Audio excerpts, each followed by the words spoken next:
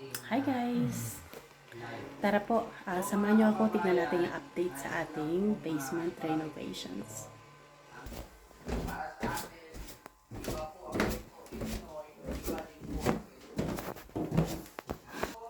So, ito po yung update.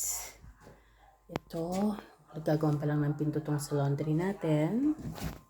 Wala pang pinto yan. Yung storage, hindi pa natatapos. Sa ilalim ng hagdan. Pero, ito na sa furnace natin. Pinto na lang din to. At, guys, ang bedroom ay, buksan natin ang ilaw. Ayan. Nagawa na yung flooring. Baseboard na lang. Tapos, lalagyan ng ceiling. And this is ready to go. Ayan. Malaki yung room actually, guys. Promise. Malaki siya. Ayan. Marami pa tayong mga yung tiles para sa flooring. Ano yan, guys, waterproof. Waterproof na.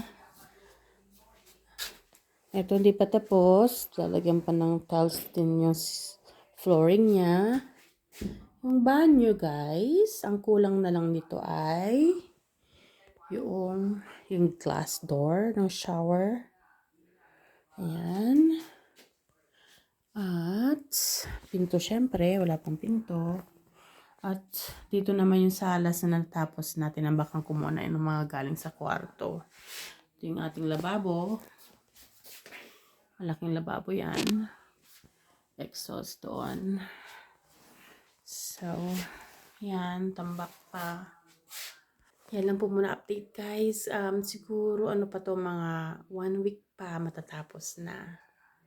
Tara guys, akit na tayo sa taas.